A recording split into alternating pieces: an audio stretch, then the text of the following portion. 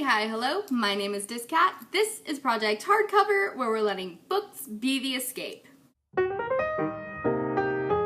It's finally time, lovelies. It's finally time. I feel like I rag on this book a lot on my channel, and yet I've never done like a full discussion as to why I hate it as much as I do. And just to me, that didn't seem right. So now, here it is. Finally, my discussion video on why I hated Allegiant as much as I did. I'm just gonna preface this entire thing by letting you guys know this, because I don't know if I ever have told you guys this. So, I read Allegiant directly after I read Dreams of Gods and Monsters by Laini Taylor. And I feel that that book, Dreams of Gods and Monsters, I think that that was the most perfect conclusion to a series that I have ever read in my entire existence. So this book just had me on this amazing high. Like, I was on cloud 9 after I finished this book. And I knew in my head, I'm like, I need to sit down, take a step away from the books, and just enjoy this and let this soak in and let this high kind of wear off a little bit before I jump right into another book. But I didn't. I was just so excited for Allegiant. I was just like, yes, this is the conclusion to Divergent, and it's just gonna be so amazing and hella awesome, and it's just gonna be so great. This is gonna be the greatest month of reading I have ever done in my life. And, well, so the reason why I've waited as long as I have to do this is because I do realize that coming off of such an amazing book as Dreams of Gods and Monsters, it might have tainted my vision of Allegiant just a little bit. So I wanted to give everything some time to kind of like fizzle out, die down, and really sit down and think about it and think, did I really hate Allegiant as much as I did? Or was it just because Dreams of Gods and Monsters set my expectations up so high I just couldn't possibly compete with it? And the answer is no. No, that's not it at all. It was just a bad book. Also, I'm just warning you guys now, of course, this discussion is just gonna be full of spoilers because I'm just talking about all of the things that happened in this book that I absolutely hated. So if you have somehow managed to not be spoiled already and haven't read the book, please click away now, or don't, because just, why would you want to read this book? Trust me, you don't want to read this book. Just let me tell you what happens, and you know, that'll be better. Let me save you the heartbreak. So with all that being said, let's just get started on this discussion. The first thing I'm gonna do is I'm gonna address some of the issues that other people had with the book that I didn't necessarily have a problem with. I was just kind of like, about it. The first thing is, of course, the big thing. Yes, so many people hated this book because, of course, Tris dies at the end. And me, personally, I didn't have a big problem with that. I mean, first things first, I was spoiled. Like, way before I read this book, I was spoiled. I knew that she was gonna die. And even if I hadn't been spoiled beforehand, this book, the third book in the series, of a series that has been just from the main character's perspective, all through the first 2 books, is now all of a sudden from 2 perspectives. People, that usually only means one of 2 things. Either 1, your main character is gonna wind up in a coma, or is gonna disappear and is somehow not going to be able to tell the narrative anymore. Or 2, they're gonna die. So the minute that I saw, you know, the chapter headers that said Tris and then 4 or Tobias, I would have known that something was gonna happen to her. But even still, the whole Tris dying at the end, that really didn't upset me. I mean, I felt that it was in line for what her character would have done. Everyone's like, oh, well, why on earth would she have given her life for her brother who had screwed her over, you know, in the last book? Why on earth would she do that? And it's because that's who Tris is as a person. That's who she's always been. So to me, it made sense. It wasn't necessarily something that I would have done, but it was something that Tris would have done. It wasn't surprising to me that she did it, and so I was okay with that. The other thing that a lot of people have a problem with in this book that I don't necessarily is the tone of both Tris and Four, how similar they sound. Like, a lot of people said that they had a hard time telling the difference between when Tris was talking and when Four was talking. And for me, I didn't really have a problem with this. I mean, their voices are very similar, but then again, I feel that their voices would sound very similar. They're very similar as far as, you know, personalities go. Their morals are the same, and their ideals are the same, and their upbringing and everything about them is extremely similar. So the fact that their voices kind of sound the same didn't really throw me off or upset me. And then I really didn't have a problem, you know, telling who was talking at what time. I could keep up with who was talking at this point and who was talking at this point. I felt that their voices were different enough that you could tell who was telling the story in which chapter. So those are the two big things that I hear people talk about, how much they hated in this book, that I didn't necessarily have a problem with. Now we're gonna get to the good part. We're gonna get to the stuff that I'm like, just, what was she thinking when she did these things? The first thing, and this is the thing that just, oh, it was when I knew the end was coming. It was when I knew that this book was not gonna be good. Like, when this happened, I was like, oh man, this is gonna suck. And that is the big reveal of what was on the other side of the fence. You see, when we heard about the stuff that was going on the other side of the fence, how the people were crazy and violent and how the world was so insane and dangerous, the idea that popped into my mind was this kind of, you know, ravished world of, you know, kind of like infected people, not zombies really, but, you know, they're kind of zombies, but they're not really, they're not undead, they're just like infected with some disease that makes them crazy and violent and makes them want to rip people apart. That's what I thought we were going to encounter on the other side of the fence. And I was just like, oh my god, this is gonna be the greatest thing ever. It's gonna turn into like this survival kind of apocalypse story, and those are just so my thing, and just, this is gonna be so awesome. And then we get to the other side of the fence, and it's just a giant kind of like factionless, just giant factionless area. It's no different than, you know, the gritty, not so great, you know, side of Chicago that we had seen in the first two books where all of the factionless live. And I'm just like, really? Really? That's it? That's it? Really?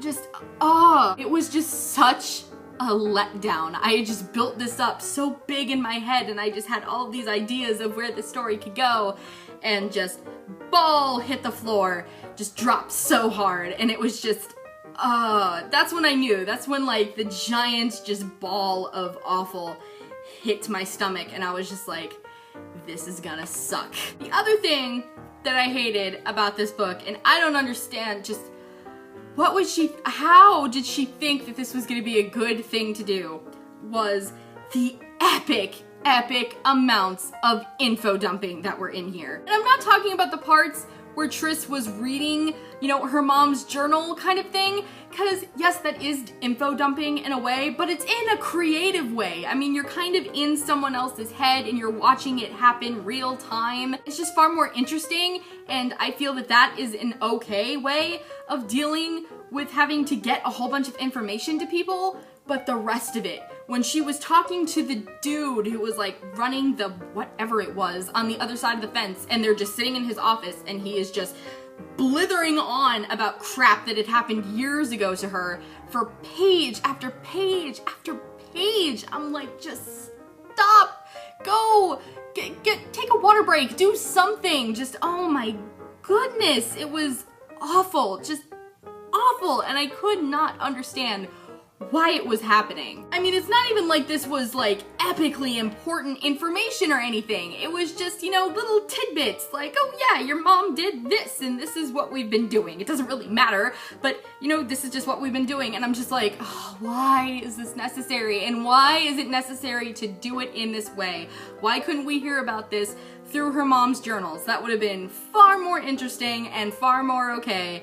But no, we're just gonna have these epically long discussions, just straight pages of dialogue just talking about this pointless crap, and it was just so infuriating. I just head shaking the entire time I was reading it. And then, not only did we have the epic moments of info dumping, but then we also had the epic moments of the book that took up so much time that literally, if you pulled them out of the book, if you erased those pages from the book entirely, no one would notice because they were so pointless. The one that sticks out in my brain the most, because it was the most pointless thing I have ever read in my entire life.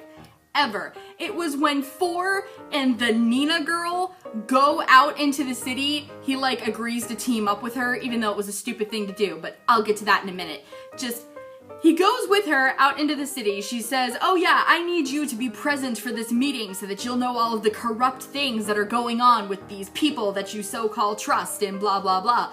And so they go to this meeting, and what happens? She goes into the meeting to go talk about this stuff, and he sits outside. He literally gains no information from this entire outing. He sits outside the door and talks to some random dude the entire time she's having this discussion. We gain no information, none whatsoever. Like seriously, you could remove that entire chunk of narrative out of the book. I'm pretty sure that's like a good solid 2 chapters. You could just take it right out of the book and no one would know it was there. And I'm just like, why? So little is happening in this book as it is. Why are you throwing in these pointless, plotless, filler things? You could totally be doing something with this story, but instead you're wasting my time. And just, oh my god. And now back to the aforementioned thing. 4. Just everything about 4 in this book. It's like Veronica Roth just up and decided, I'm gonna take this character that I have built up to this amazing place. He is so level-headed and mature and just so amazing and strong as a character. One of the best male characters in YA fiction.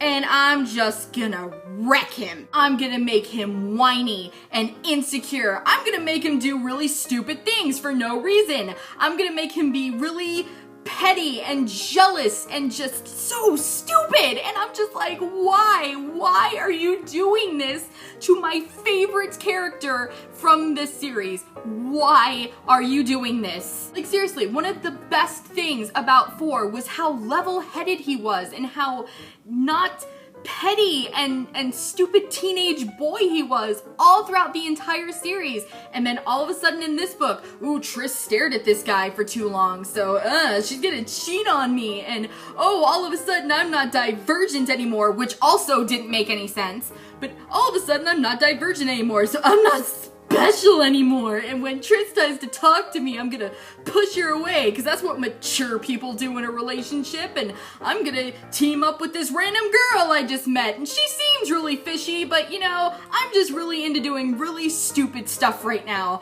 And just, oh my god, I was just, oh my god. It's like someone went up to Veronica Roth and said, hey, there's not enough stupid, cliche, normal, teenage loved bullcrap in your book, and we just can't handle that. We need petty teenage drama in our books. So please make your characters really crappy, at least for one book. And she was just like, okay. And also, branching off something else that I said, 4 not being divergent after all, just what? Like, that just as far as plots and definition goes, makes no sense. So just let me get this straight. He has you know, an immunity to the serum that like drove everybody else in Dauntless crazy and made them shoot people because they were under its effects. He's immune to that, and he also has the ability to be self-aware in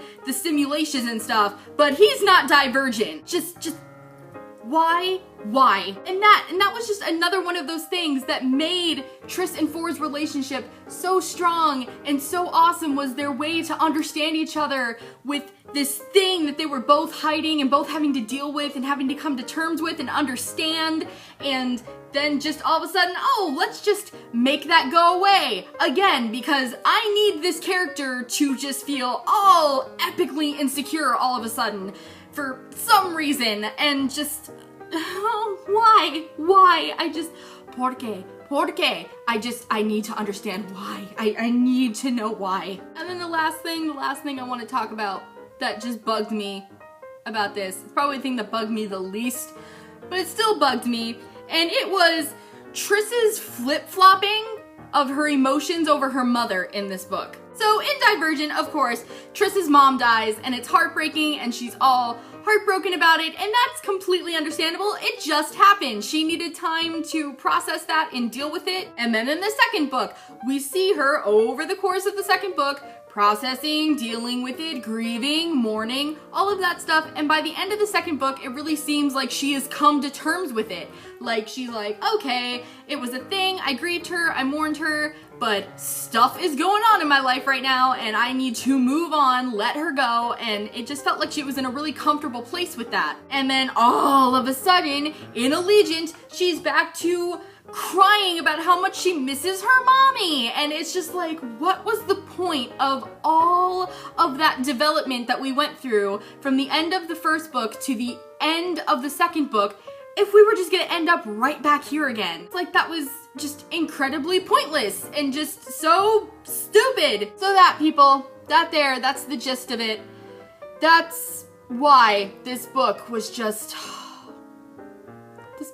so bad. Like, I will never understand how there are people out there in the world who were satisfied with this. Just, like, absolutely, like nothing happened in this book. Two characters that were just two of the strongest and most relatable and most admirable characters in young adult fiction just became so stupid and codependent and insecure and whiny in this book. And then so much stuff that the entire series had built up, and we were just expecting these amazing revelations or these epic conclusions, they just completely dropped the ball. So no, I will never understand why people are like, oh yes, Allegiant was a great installment in this series. No, it wasn't. This book, this one book, is the whole reason why, if people ask me, hey, should I read the Divergent trilogy? I'm like, I really don't know what to say to them. Because of course, I adored the first book. The first book was so freaking fantastic. One of the best books I have ever read in my entire life. I loved it so much. The second book wasn't as good, but it was still a great installment. And then this happened. And I just can't, in all good consciousness, say, yes, read this series, even though the ending is so disappointing and so crappy and just so awful. It's gonna make you feel like you wasted all of your time reading those first two books. So now I've taken to, when I recommend this series to people, I'm like, read the first two books and then read a Wikipedia page for the third book. Don't read it, because it will just entirely ruin the whole series for you. But that's it. That is my epic hate-filled discussion about Allegiance. Now maybe you guys understand why I rag on it as much as I do. I'm dead serious, people. I have never been so disappointed by a book in my entire life. It just let me down so much. I was so heartbroken when I read it. It was just so bad. Just, it was awful. It was so bad. Let me know down in the comments what you think about all of this. Did you guys hate Allegiant? Were you one of the select few that I will never understand who actually liked it? Do you guys agree with anything that I say? Let me know down in the comments. I would love to hear all about it. As always, thanks you guys for watching. I will see you next time, and remember, books are the escape, except this one, because it sucked.